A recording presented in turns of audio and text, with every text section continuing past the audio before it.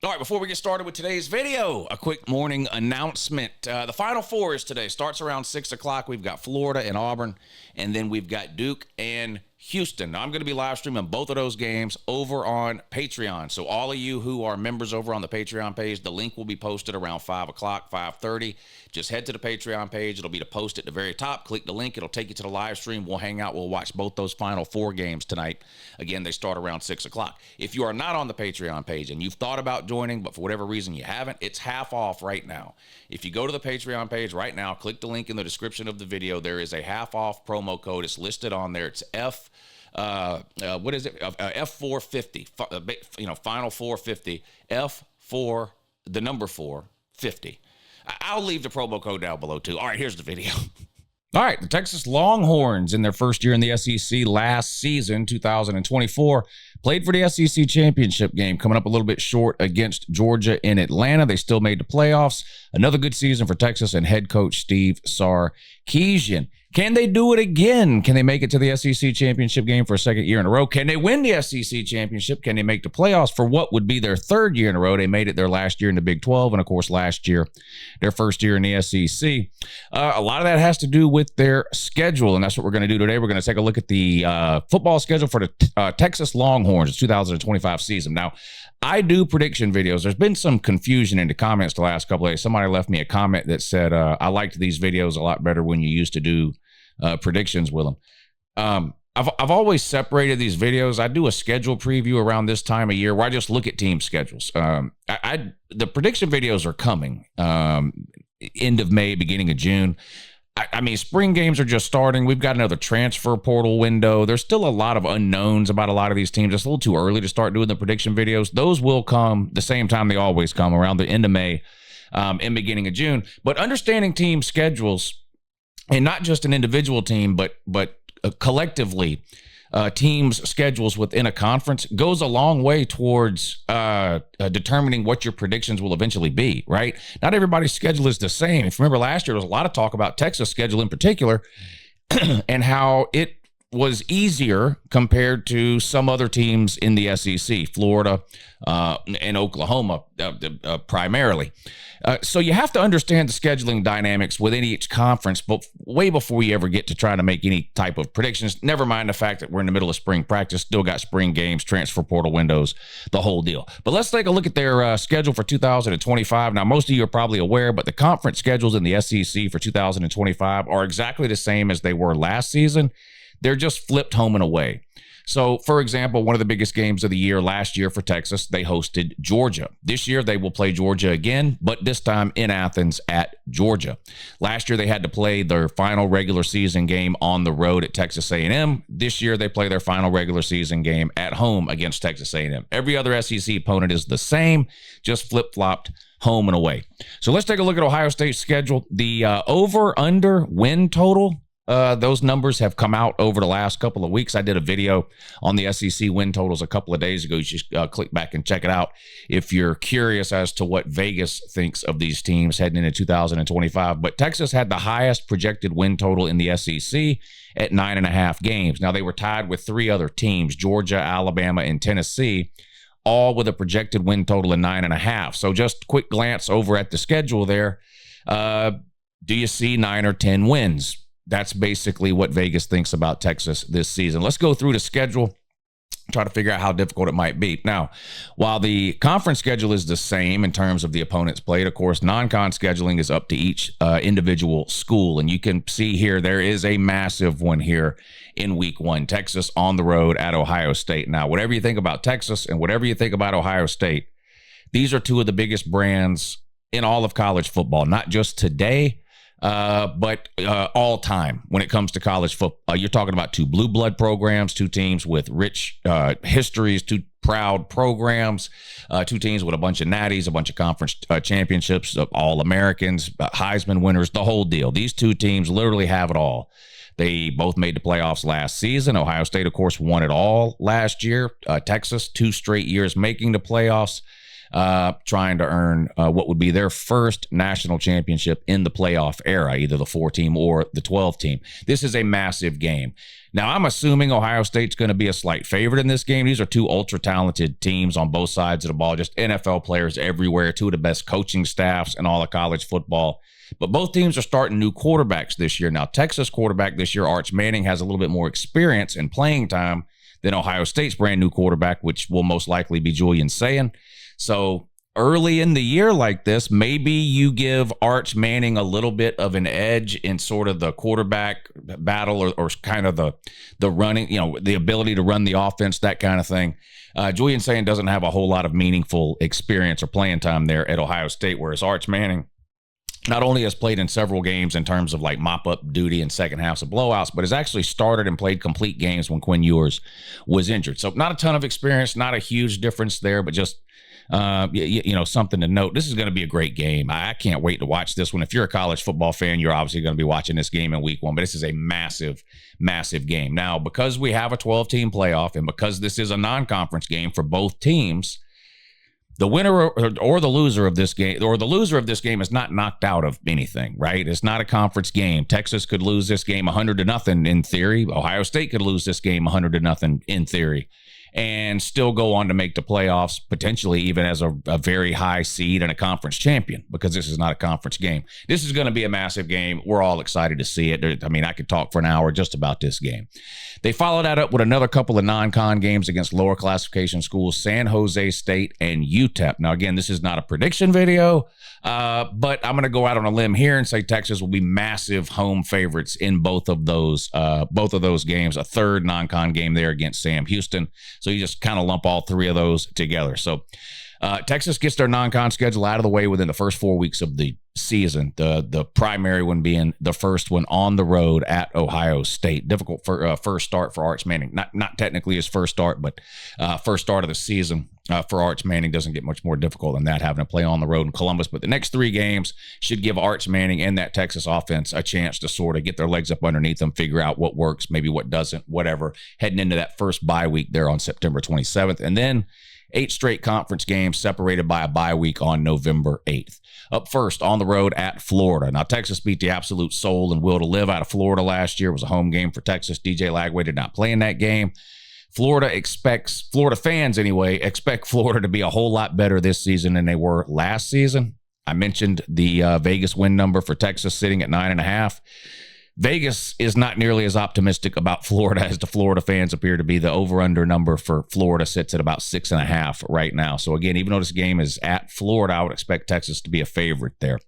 And then the rivalry game against Oklahoma, and it doesn't matter what I think or you think or anybody thinks of Oklahoma in terms of how good or bad they'll be or how good or bad Texas might be. This is a massive game every single year for these two schools, and in a lot of years, it's massive in terms of conference race implications and potential playoff or national title implications. Now, Oklahoma, like Florida, not expected to be very good in 2025. Their win total sits around 6 or 7, about the same as Florida. So the first 2 SEC games up for Texas this season, although against traditionally good teams, or at least teams that have been mostly good over the last 30 years or so, they catch them at a time where both of these teams are kind of trying to claw their way back. So you can look at it one of two ways there. Texas is going to beat these two teams. They're better than these two teams. These two teams have struggled for several years in a row. Or you can look at it the other way. Which one of these two teams is going to sort of have their coming out party or whatever announced to the sort of college football world, maybe that they're back to being a relevant program by getting what would be a huge win over Texas early in the season. So I think these are two big games. I think Texas will be favored in both of them, but we'll see what happens. Then they go on the road to play Kentucky and Mississippi State in back-to-back weeks. While it's never ideal to have back-to-back road games, if you're going to have back-to-back road games in the SEC, this is about the 2 best places you can have them here. These are 2 of the worst teams, not just in the SEC, but across the country. Kentucky only won 1 SEC game last year. Mississippi State has been in a perpetual circle-to-drain mode for what seems like forever. Kentucky or Texas will be massive favorites there in both of those games, even though they're on the road. And it doesn't get any harder with a home game against Vandy. And look, I know Vandy was a good story last year. They got a big win at home against Alabama. Diego Pavia's back at quarterback. The reality is Vanderbilt is not a very good team. And honestly, almost doesn't even deserve to be on the same field as a team as talented as Texas. I'd be absolutely shocked if Texas lost a game to Vanderbilt, and that's a home game for Texas. So they should be significant favorites against Kentucky, Mississippi State, and Vandy. I think they'll be slight favorites against Florida and Oklahoma, but those are winnable games there for Texas as far as first 5 conference games of the season. You combine that with the non-con schedule, which is pretty much 3 guaranteed wins, and then the Ohio State game. You got, 9 games there before the second bye week. It's hard to see more than 2 losses at the absolute most at that point in the season. That would be assuming a loss to Ohio State and then a loss to one of those 5 SEC teams that they play between the bye weeks: Florida, Oklahoma, Kentucky, Mississippi State, and Vandy. It's impossible for me to see a scenario where they have lost more than 2 games by that point in the season. Again, this is not a prediction video. I'm not predicting Texas will lose 2 of those games. I can't see it being any worse than that. Then they have their second bye week before what is probably their most difficult game of the season on the road at Georgia. Texas was good last year, no doubt about it. For whatever reason, Georgia had their number. Georgia went to Austin and handled them easily, really. The game wasn't even that competitive. And then in the SEC championship game rematch, although Texas had a lead at halftime, they were never really able to pull away. Georgia's starting quarterback went down at the end of the second quarter, and the backup came in and led Georgia to a come-from-behind win, securing the SEC championship for Georgia with their second win of the season against Texas. So a massive kind of revenge spot here for Texas, but a very difficult place to play. Georgia hasn't lost a home game since 2019. So this will be a massive game, not just for Georgia and Texas, but this game at this point in this season will have conference championship implications, playoff implications, the whole deal. They don't get much bigger than this one. Texas on the road at Georgia, November 15th. Then they come back home and take on Arkansas. I guess it's an old kind of rivalry from the Southwest Conference days. These 2 teams used to play a lot.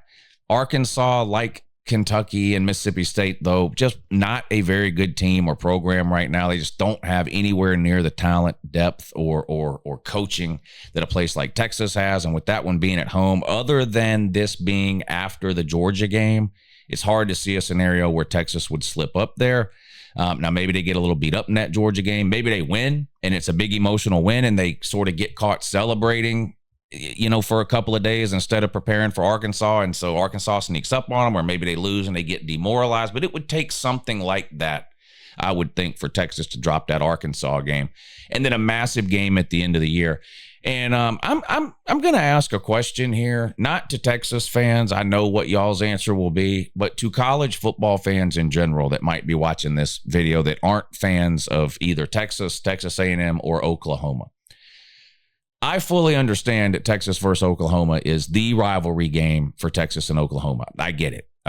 They've been playing forever. They hate each other. Neutral site, Cotton Bowl, State Fair, the whole deal. I get it. And I know if I ask 100 Texas fans, they're all going to say Oklahoma's the biggest game of the year. And I would tend to agree generally.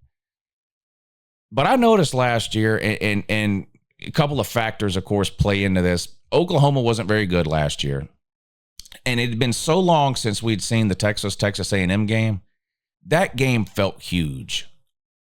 It felt like a bigger, more important, I won't say not bigger rivalry. It felt like a better rivalry last year, at least to me, than the Texas-Oklahoma game did. So I'm asking other people, not Texas fans and Oklahoma fans or A&M fans, just your average Florida fan or Penn State fan or Southern Cal fan that might be watching this video.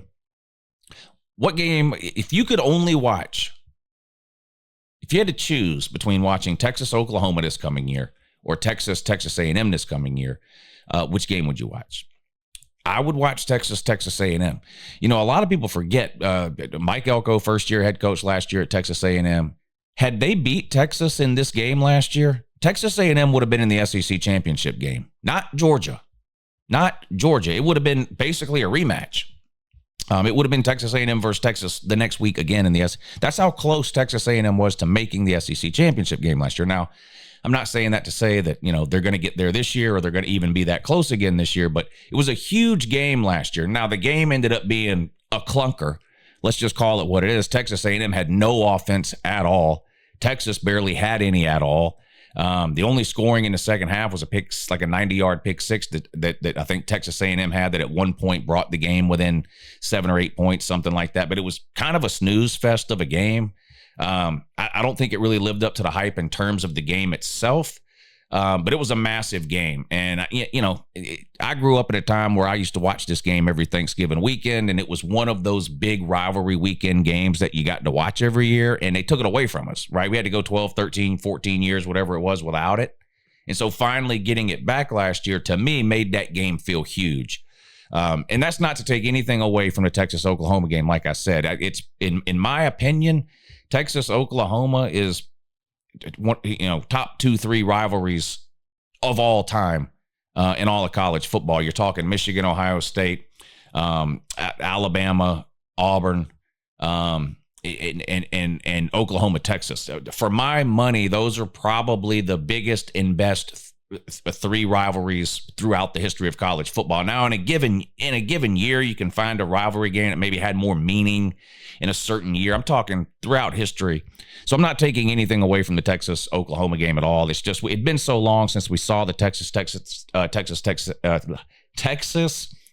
A&M game be played. It made last year's game feel huge, and then the fact that Texas A&M actually still had a chance to make the SEC championship game with a win in that game made it feel, I think, that much more bigger or huger even.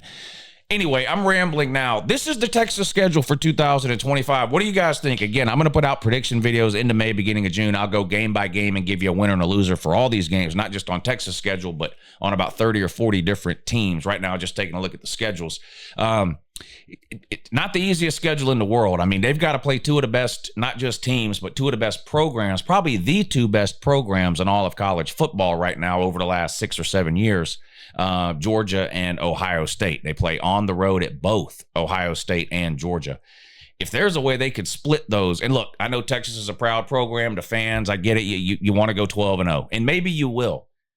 But deep down, if I told you were going to split those games against Ohio State and Georgia, I think you'd take that. I think any reasonable human being, given the current state of college football, where one loss is not going to knock you out of anything, I think most Texas fans right now would say, yeah, I'll take that 1-1 against those two. Don't even care who we lose to or who we beat. I'll take one. And I'll tell you that if Georgia was playing Texas and Ohio State, and Georgia's my favorite team, I don't hide it. Now Georgia is playing Texas, but if Georgia was playing both Texas and Ohio State, and you told me heading into the season, all right, y'all are going to go 1-1 against those two, I'd say, hey, I'll take it.